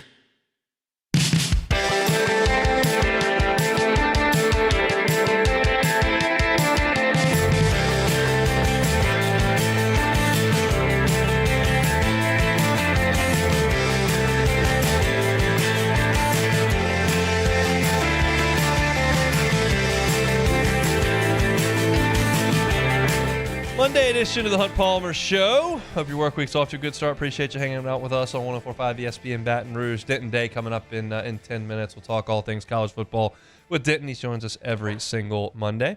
We forecasted doom for the New Orleans Saints on Sunday, and they lost, but they covered. Only lost by 12 points. A competitive effort for the black and gold up there against one of the best teams in the NFL. The now 4-0 Buffalo Bills Saints fall to 0-4. But there was some good in this game for the Saints. I thought specifically the ground game really looked good. You handed the ball off 34 times for 189 yards. Kamara ran for 70 on 4.5 yards a carry. Miller ran for 65 on 6 yards per carry. He also scored a touchdown. He kind of looks the part that you thought he was going to look. Got that burst, got that explosion, got those fresh legs. And Alvin Kamara found some running lanes as well. So I thought that was a good job by the Saints offensive line. It's so important for the Saints to run the ball a little bit this year to help the young quarterbacks. Right now, that is, of course, Spencer Rattler, who was just okay in this game, managed things fairly well, didn't turn it over. The interception, 18 of 27 for 126 yards, isn't going to win you a lot of football games. You need to be a little bit more productive down the field. But he did throw a touchdown pass, and you got a little wonky with the Olave ridiculous play call. They throw that, and he throws an interception. That was a little too creative for my blood. Yeah, that was a big moment in the game because at that point, your offense is playing well, and it's a 4-point game, and you're almost there into the second half, and you're moving the ball, you're in the red zone, and you run the Philly special, and Olave just throws up a lollipop, and it's a great play by Bishop for the Bills, but still just didn't really add up to me on going with that play there. And like I said, the offense was playing well, so that was a weird decision at that point. You did a decent job against Allen. Cook went nuts, and that was bound to happen. But if we're going to talk defense, I think it's the first thing we have to talk about is the development of Jonas Sanker. He really looks the part. Of course, the interception was an amazing play. That's awesome. But it's down in, down out, really. He's making tackles. He's in coverage. He's making plays on the ball. And this is a guy that was hyped up significantly by the media that was allowed to watch training camp. This is a name we saw consistently. And what do we continue to say about the Saints? These draft picks have got to come on. And this is one of your draft picks. These are what you hope to be the foundational pieces of the franchise moving forward. And you've got to get 3 or 4 starters out of these drafts. You cannot have Isaiah Foskey's. And Sanker is a mid-round pick and is a guy that looks every bit the part of a starter. Now, I like what I'm seeing from Banks. That's a positive, sure. We haven't seen Shuck yet. But you start to get beyond that, and picks start to have a lower probability of hitting once you get into 3rd, 4th, 5th, 6th, 7th round. And Sanker's a mid-round pick, and I think he looks really, really good back there at safety. Obviously had an opportunity to get him to the field pretty quickly because Tyrann Mathieu abruptly retires, and then you have an injury that costs safety a year. So you got to go to the young pups, and Sanker is absolutely balling out. I thought he played great in the game. Pro Football Focus backs that up.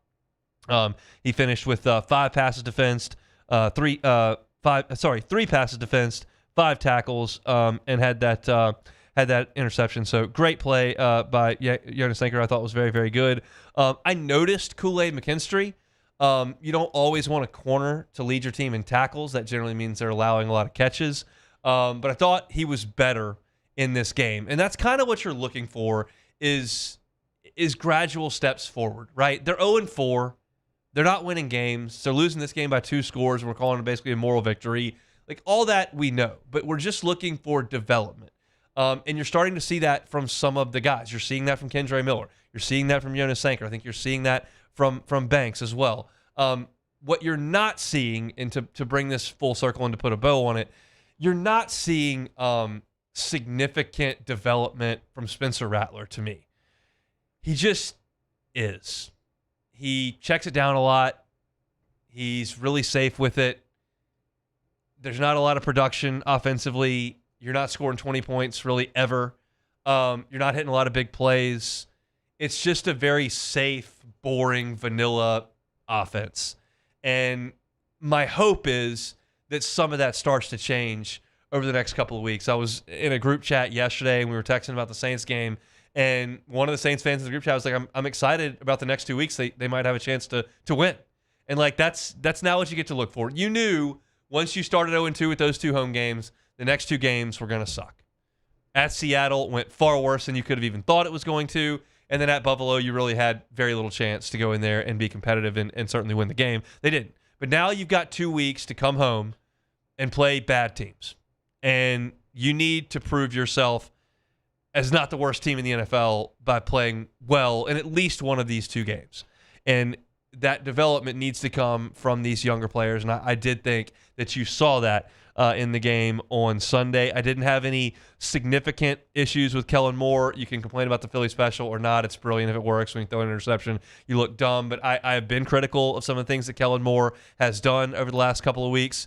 I thought that it was pretty standard operating on Sunday. I did not think there was anything he did that was significantly out of whack or that I wanted to complain about. That's a good thing, because I said this last week when I got all over him for some of the things he did, specifically those 2 field goals. Like, as long as you don't make the same mistake twice, as long as you're growing as well in the first time being in this position, then that's fine.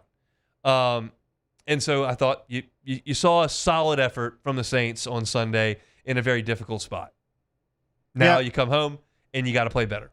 So not going to spend a ton of time on this. Saints lose a game by 12 points on the road. They're 0-4. But I think the next 2 weeks you need to see something from this team, and you need to get a result in one of these 2 games. So we'll see how that goes. You're looking for my Saints content, you can find it at Hunt on Saints on YouTube. Looking for Saints content written form, LouisianaSports.net. Ross Jackson has got you covered. He is headed home from Buffalo right now. So he's got some great stuff up on the site, including Pro Football Focus grades that are up there right now. So we'll move over to college football. Denton Day, SiriusXM's College Football Overtime will be with us when we come back. The Hunt Palmer Show. Highland Insurance Group, HighlandIG.com is that website. It is storm season. It's been a quiet one. We like that. But you understand that not every storm season is quiet. You want to make sure that your policy is going to respond properly when a storm blows through, because it's going to happen again at some point. And you want to make sure that you know more about your insurance program than just what it costs. And that too often, I think, is the case with people in business. If you want to make sure that your policy is written properly, then go to the Highland Insurance Group and have them audit it. That part of the process is free. They will just take a look at it for no cost. And if they see significant issues that need to be rectified immediately, they will help you do that. If they say, look, this is great, you're with the right carrier, you got the right coverages, no exclusions that we don't like, put it right there, and they won't make you move. But it doesn't hurt you at all to have the conversation. And that's what Jonathan Carver and his team want to do. They are experts when it comes to coverage. And when you realize where you live and the next storm's always right around the corner, make sure that property policy is written the right way with the Highland Insurance Group. It's the Highland Insurance Group here in Baton Rouge, online at HighlandIG.com. These ice cubes could have been a thankless bed for an all-you-can-eat salad bar. But instead, they cradle and cool the crisp, refreshing Dos Equis. Nicely done, ice cubes. When it comes to pipe fabrication, time is money. And at River Parish Contractors, we make every second count. Our 36,000 square foot shop is ready to take on your projects right now. With experienced welders, precise fittings, and fast turnarounds you can trust. Whether it's a single custom spool or a full-scale run, we have the capacity and the skill to keep your job on schedule. Call us or visit rpcontractors.com for your quote. That's rpcontractors.com.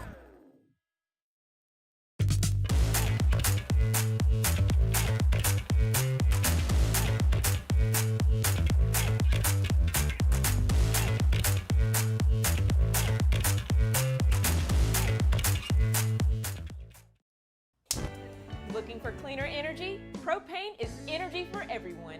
And when you're cooking with clean, affordable propane, you're cooking with gas. In the wintertime, nothing heats a home like Louisiana propane. And when you need hot water, propane's got you covered. Oh, and you won't regret that propane generator when the power goes out. I'm Miss Louisiana, Gabrielle McLeod, and to find more information and to find a propane dealer near you, visit louisianapropane.com. Men, age is just a number. Don't let it dictate how you feel. Goodwood Men's Sexual Wellness has anti-aging services that can help you look and feel your best. Visit yourgoodwood.com and discover a renewed sense of vitality. Breck teamed up to reimagine your parks, and you imagined big.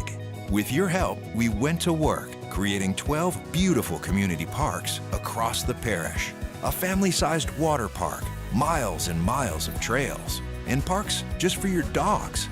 There are more places to splash, to explore, to run wild, and even soar. You imagined, we delivered. Gold. Breck, your #1 park system in the nation. Today, we are shaping tomorrow. We are researching how extreme stress impacts the immune system, from trauma victims to athletes and even astronauts. Our work is leading the way in sepsis treatment, saving countless lives. We're unlocking the mind with music in exciting new ways. Our Lady of the Lake Health and LSU are improving the health of our state.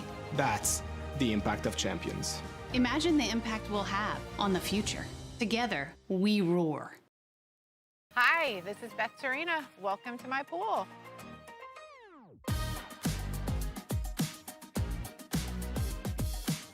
The first time I saw this beautiful... You're listening to The Hunt Palmer Show on 104.5 ESPN, Baton Rouge.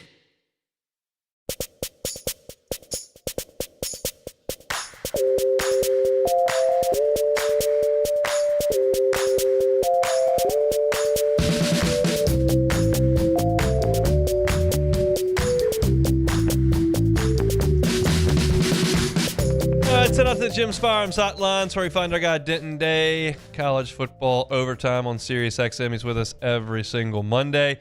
Denton, how are you, sir? Hunt, I feel like I'm doing a little bit better than you guys on this Monday, but I'm happy to be here regardless. I'm terrible. I've got a college team that loses, NFL team that loses. My Ryder Cup team got punked. The Cubs, my baseball team, their ace has got a broken rib. There's just not a lot of positivity at the moment right now. So hopefully you're a little bit better. I realize things didn't go so well for the Commanders yesterday, but are we thinking Jaden's coming back next week? Yeah, the expectation is that he's going to be back. I know he wanted to go this week with the doctor's orders, but yeah, he'll be. They can't hold him out 3 weeks in a row. I think he's going to lose his mind if they do. Yeah, I think LSU's quarterback may need to sit. We'll see how that goes, but they're not very good on offense right now, and they certainly weren't on Saturday. What'd you think about the Tigers? I think they're not very good on offense right now. You know, I was kind of confused because, and maybe this is where I'll be a bad guest, but good journalist, and flip this back on you. Okay. Where is the wide receiver position? Because for years we've been so accustomed to LSU being significantly better than almost everybody at that spot. And I don't know if Garrett Nussmeier is just not making the correct reads or if the talent is not up to par, but this is a tough LSU offense to watch for the first time in, I would say, probably since Burrow's first year, before they decided to go to shotgun and spread and chuck the ball around the field. Yeah, I think a lot of folks that are watching the tape are suggesting that a lot of teams are just sitting back with 8 guys in coverage, and LSU can't run it against 3. So then the passing game gets neutered because the running game's just completely feckless, and teams don't have to devote any numbers to it, and it's just making things really, really difficult here. What can you say about the job Lane Kiffin has done to have that Ole Miss team undefeated, even with a quarterback change? This is his best year, I think, at Ole Miss, and Trinidad Chambliss should be the guy moving forward. I think he's really, really competent. He's one of the great stories in college football, but I will say this was the first time in a long, long time that in a big football game, Lane Kiffin didn't get ahead of himself. He didn't try to do too much. I have never seen Lane Kiffin poised, but Lane Kiffin was poised this weekend. You know, I remember specifically a couple of years ago when they were facing Alabama. I think it was his first or second year at Ole Miss. It was the first time playing Saban, and he just made like every aggressive move in the book, and it worked terribly. He's going for like a 4th and 8. You know, they're not kicking any field goals. He's just trying and pressing and pressing. This was a very different version of him, and I think maybe it's maturity. I don't know what it is. But if that's what he's going to be for the entire season, they have a really good opportunity to potentially, you know, not just make the college football playoff, win an SEC championship, but potentially get to a national championship. What are we to make of Alabama? I like him. I was on Alabama heavy this weekend just because I knew that Ty Simpson had gotten significantly better. Honestly, this one was more about what Georgia is. Gunnar Stockton looked good against Tennessee, but he didn't look good against Alabama. And I wonder what the trust level is for him moving forward because they have a run game. I mean, they had a couple of big runs against an Alabama defense, which normally when you have that, you're going to win the football game, especially when you hold Alabama to just 24 points. But I think he's a little bit limited offensively. Maybe that'll come with more reps. But in today's day and age, you have a little bit of leeway, but not that much leeway, especially when you have your first loss this early in the year when the SEC is, I would say, probably like 6-7 teams that are really, really good with real potential of making the college football playoff. How do you feel about A&M? They beat Auburn 16-10 using that defense a little bit there in College Station. Much more, or I should say much less impressed, much more unimpressed with them than I am with a team like Ole Miss and Alabama. Marcel Reed he comes with the highs, but there's also, it feels like, some lows. And it's not like his Auburn defense is the greatest defense in the world. So, you win them how you can, but I was expecting a little bit more from both sides in that one. I have a lot of question marks about Texas A&M that I haven't quite ironed out good answers for yet. So I'm not huge on them. Let's talk about Oregon and Penn State. That was the whiteout there, double overtime, just a classic there in Happy Valley. What's your biggest takeaway from that one? Honestly, my biggest takeaway was Oregon. I know a lot of people are going to say James Franklin still can't win the big one. I knew that. I knew that Drew Aller still couldn't win the big one. Like that was not a surprise to me at all. I was really impressed with the way that Dante Moore played. He has been one of my favorite stories in college football prior to Trinidad Chambliss kind of taking over because he sat willingly for a year. He gets to Oregon last year after Dylan Gabriel and decides, I'm just going to sit for a year and get better. And what we saw at UCLA 2 years ago and what we're seeing now in Oregon are two completely different players.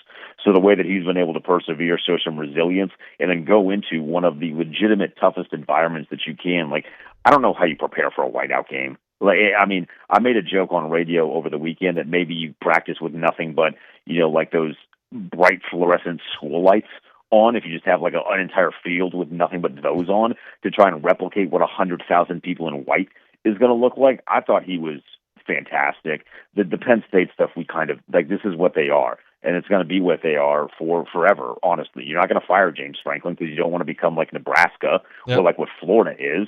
So you're just going to keep him going, and then you're going to keep convincing yourself that the next quarterback is finally going to be the one that gets over the hump. Let's talk about Illinois and USC. Both of them, Illinois bounces back, gets a really nice win over Southern Cal after a tough loss. Well, got blown out by Indiana. What about those two programs? What do you think? Big win for Illinois. I thought they were going to get shellacked again. Brett Bielema should be really proud of the way his team played. This was a borderline program-defining win because it would have been really easy after getting 60 hung on your head top 1 week to then just completely give up on the season. But not just the way that they won, but the way they battled back to win, I thought was really, really impressive. USC stinks. They're just Lincoln Riley is. I used to hold him in like really high esteem in college football because of some of the things he did at Oklahoma. Yeah. He's kind of like regular as a coach, man. Like, you have all the resources. It should not be that difficult to convince an 18-year-old to come play football in Los Angeles. It shouldn't be that difficult to convince a 20-year-old in the transfer portal to come play football in Los Angeles, and they still just can't seem to get things right and moving in the right direction. I don't think they're very good. I don't know how much longer he's going to be there. Interesting. Speaking of coaches losing gigs, Sam Pittman lost his on Sunday because Notre Dame scored 56 on Arkansas. Big picture, like, what's next for Arkansas? Like, how would you characterize that job, and who do you think might want to take it? So I saw a joke on Twitter. I don't anticipate this would actually happen, but I did see a joke about potentially Dabo taking that if he decides to leave Clemson, and like just the idea of that would be hilarious because it would be nothing but Dabo and John Calipari arguing as to whether or not Arkansas is a basketball or football school, and like that would be a really good 2 weeks on social media. I don't really know. I don't think that's a great job. But if you get the right guy, it can be a really good job. I mean, if you look at what we're seeing with Vanderbilt and Clark Lee, you got the right guy. Took a little bit of time. But he's turned that. I mean, Vanderbilt, Alabama is going to be the best game of the weekend this upcoming weekend. So if you get the right guy, you can turn these things around. I just don't know. If other jobs start to open, I think you're definitely going to fall further and further down the pecking order. And I don't believe that Bobby Petrino is going to be there forever, as hilarious as making him the interim coach is. Alabama's a 10.5-point favorite at home against Vanderbilt. How do you feel about the number there? I think that the sports books really, really like Alabama moving forward. And I think they're going to pay a lot more attention to how good Kalen DeBoer is against ranked teams. Yeah, Alabama plays to competition, and we have seen that sometimes that's not very good, but other times, like this past weekend, it's very, very good. There's something about him versus ranked teams where they really tend to excel, and I think people are starting to realize that Ty Simpson is not just this guy that kind of stunk against Florida State. You know, what we saw this weekend was really, really impressive. We'd kind of seen it in the 2 weeks prior, but it just wasn't Georgia, and it's a different light when it's against Georgia.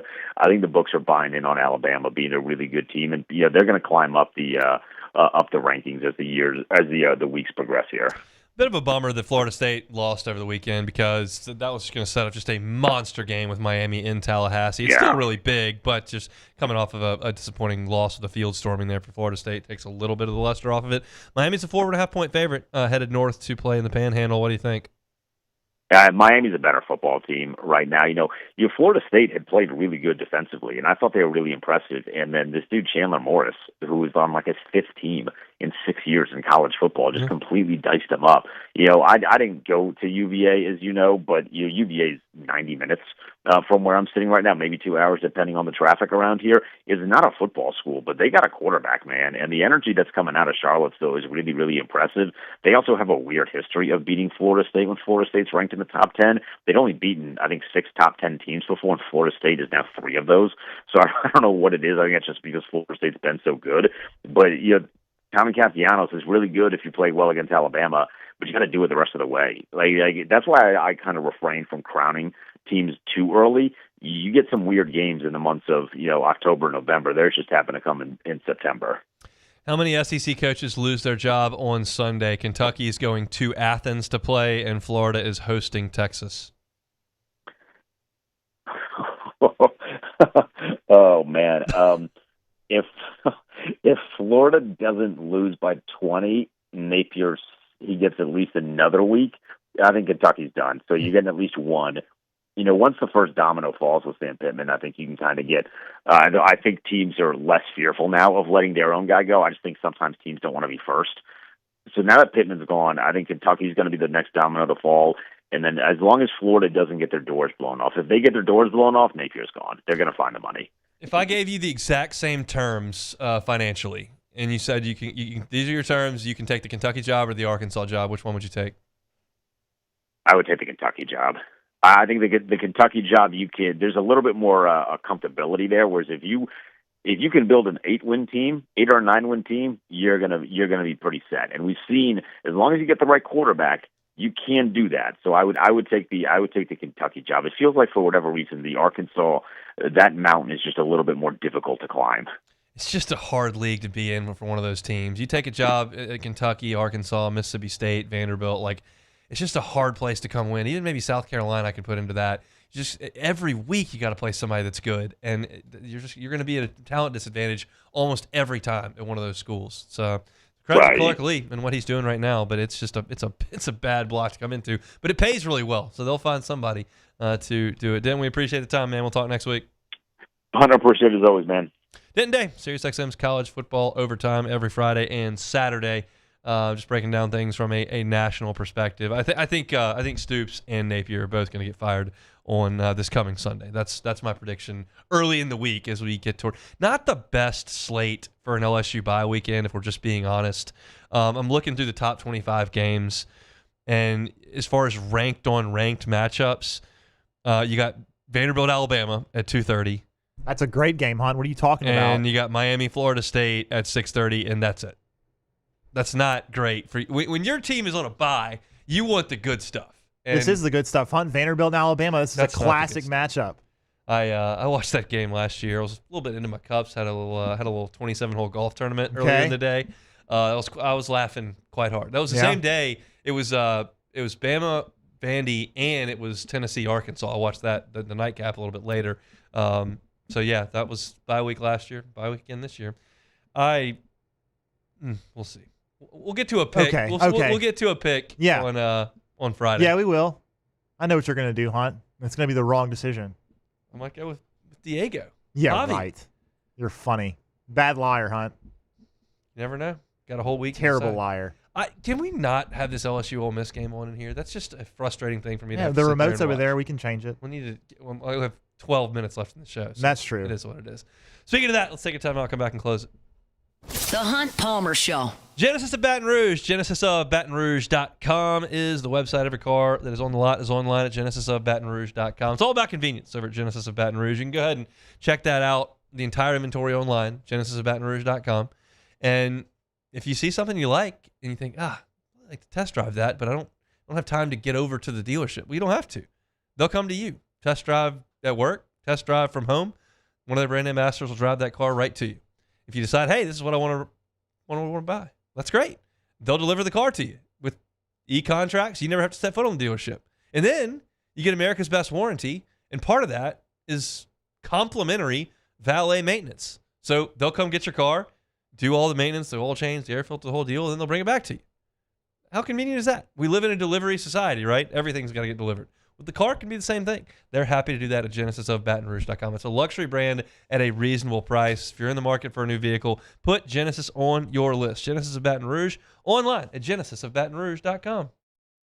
Flight by Yingling is raising the bar by crafting the next generation of light beer. With only 2.6 carbs and 95 calories, this is premium refreshment 6 generations in the making. Flight by Yingling. Raise the bar. Parish Construction and Roofing. This is Coach Kim Mulkey. Go to parishbuilt.com for all of your roofing needs. From your hometown, parishbuilt.com. My father, J.B. Falgu, had a vision of growth for First American Bank and the communities we serve. The bank's foundation was built on his legacy of compassion, loyalty, and dedication. Through his years of leadership, First American has prospered to heights even J.B. could not have imagined. I know my father would be extremely proud of the customer service and financial stability that First American provides to Southeast Louisiana. We continue to thrive because of the legacy of J.B. Falgu. 104.5 ESPN Baton Rouge and First American Bank and Trust bring you the Heart of the Game Award, recognizing student athletes who deliver when it counts. Nominate your game day standout at 1045ESPN.com by the 21st. We'll choose 5 male and 5 female finalists, and then it's up to the fans to vote for the winners. Each winner gets a $250 gift card, a custom award, and the spotlight they've earned. Presented by First American Bank and Trust, a banking tradition since 1910. These are the luckiest ice cubes in the world. They could have been a thankless bed for an all-you-can-eat salad bar. But instead, they've been called upon to cradle and cool a crisp, refreshing Dos Equis. Looks like the lucky just got luckier. Dos Equis. Man, age is just a number. Don't let it dictate how you feel. Goodwood Bend Sexual Wellness has anti-aging services that can help you look and feel your best. Visit yourgoodwood.com and discover a renewed sense of vitality. At Ochsner, we know healing is a team sport. That's why we've partnered with world-renowned orthopedic surgeon Dr. James Andrews to create the Ochsner Andrews Orthopedics and Sports Medicine Institute. Whether you're a professional athlete or a weekend warrior, our team of specialists are dedicated to getting you back in the game. So whatever your reasons are for reaching your personal best, we've only got one: you. Ochsner Andrews Institute. Long live you. Family owned and community driven. Service Chevrolet Cadillac, a legacy you can trust since 1972. This is the Hunt Palmer Show on 104.5 ESPN Baton Rouge.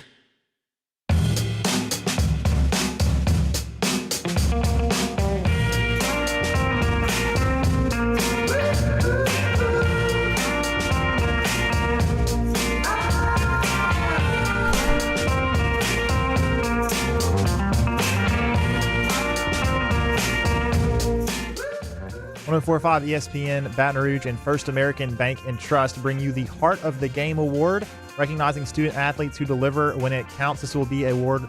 We will award this award monthly. Nominate your game day standout at 1045ESPN.com. We'll choose 5 male and 5 female finalists, and then it's up to the fans to vote for the winners. Each winner gets a $250 gift card, a custom award, and the spotlight they've earned. Presented by First American Bank and Trust, a banking tradition since 1910.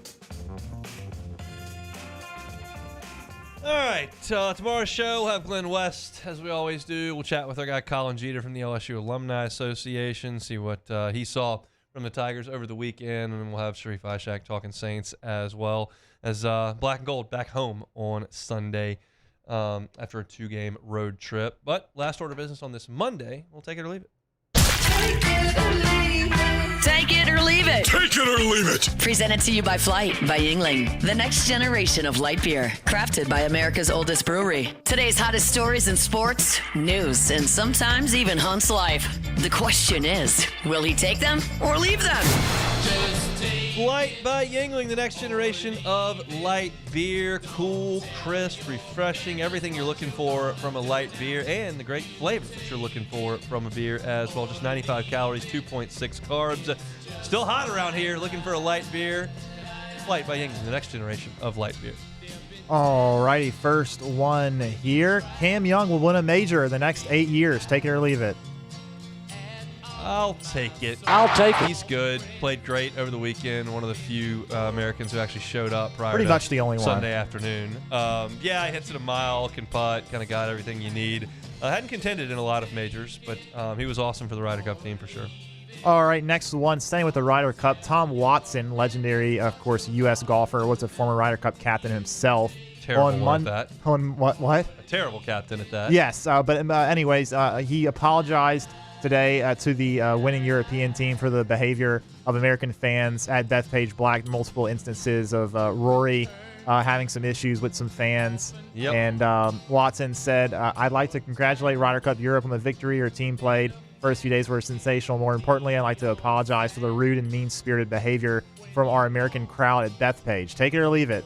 Leave it. We don't need Tom Watson speaking for the entirety of America. Like, he wasn't even there. So, like, he was speaking for the team. He was speaking for the Ryder Cup. He's speaking for the U.S. on the team. Okay, but he's a former captain for the U.S. team. He's a legend in the U.S. golf. I think it was fair for him to say something. The PGA of America hyped up this Ryder Cup. It's going to be New York. It's going to be the loudest, biggest, boldest ever. Like, they invited this sort of okay, but they didn't behavior. invite all. They invited that in a way, but I still think there's a way for you to do this and not have these serious issues with a guy like Rory McIlroy doing what he did. I would love that, but people suck. They suck at sports That's events true. all the time. That's true. The LSU student section turns every song into a vulgar chant. Like, drunk people at a sporting event are going to be jerks. That's just, it's not a negative reflection on countries. It's not a negative reflection on schools. It's just drunk people at sporting events doing stupid stuff like they've done for decades and like they will continue to do. I wish people didn't do it, but they're not capable. They're just, they love the fact that they have access to people they consider famous, and they're going to say things that aren't very nice. Alrighty, last one here. Kevin Durant said in an interview a few days ago that he envisions himself signing a contract extension with the Rockets and described how a bond and respect level with Coach Ime Udoka led him to engineer a trade to bring him to the team. KD will sign extended for the Rockets. Take it or leave it. Leave it. Leave it alone. If you would have asked me 14 seconds ago what team Kevin Durant plays for, I would not have known. No chance. That dude, like, when he goes into the Hall of Fame, like, what are we putting on the jersey? Like, he's played for 37 teams. He has a different team every year, and he's ticked off by Christmas because the organization's no good. It's like, clearly one of the most gifted scorers ever, but, like, probably not the best teammate. If this will be his 5th team. Actually, surprisingly, I mean, he played for the Thunder for like 7 or 8 years. I would assume the Thunder is probably the team that he goes in with the Hall of Fame, but Warriors, Brooklyn, Phoenix, and then now the Rockets. That's it. Yeah, that's actually it. It does feel like it just because it's such a big name guy to be switching teams so often. You don't see it that much, anyways. So. Didn't know he played for the Rockets. He does. Well, not yet, anyways. He hasn't played for them yet, but he will. Most likely. Signs that extension. I'm still cranky about the Ryder Cup. Yeah, that was just atrocious showing for 2 days. Just Atrocious. an absolute disaster is the way. I mean, there's no other way to put it. It was a complete disaster. Team Europe was choking on a chicken bone the entire afternoon. They were. If Henley would have just gotten the. Speaking of Tom Watson, Henley's 2 putts were the worst two clutch putts I've seen since Watson on the 72nd hole when Stewart Cink beat him. Okay, but let's just say that the U.S.'s performance on Sunday was incredible. It was a great effort. Yeah. If you get 1 or 2 points on Friday or Saturday and the foursomes were 4 balls, you win the tournament. Yeah. So it was a great effort, but this was just they combusted the first 2 days. Yes, And we're sending out the worst pairing we could possibly put Cam out Young's there. not playing, and he clearly should have played every single Course setup event. was terrible. It was just a disaster. Complete disaster. And yet again, you can't get your best player to perform. Scotty Scheffler has not played well in the Ryder Cup. Tiger Woods never did. It doesn't make a lot of sense to me why, but for some Rory reason seems these to play guys pretty can't well. do it. Yeah, I'm talking about the U.S. Best players of the U.S. never do. They never play for the Ryder Cup. I'm glad Rahm got beat yesterday. That was nice. The worst. The worst. All right, that's it for Monday edition of the Hunt Palmer Show. Matt's going to drive you home next on After Further Review. We're back tomorrow, same time, same place, talking Tigers and Saints. 104.5 ESPN, Baton Rouge. The Hunt Palmer Show. Looking for cleaner energy? Propane is energy for everyone. Propane water heaters are very cost efficient. And the savings are even greater with a tankless propane water heater. We all know that Louisiana propane is a safe and environmentally friendly fuel.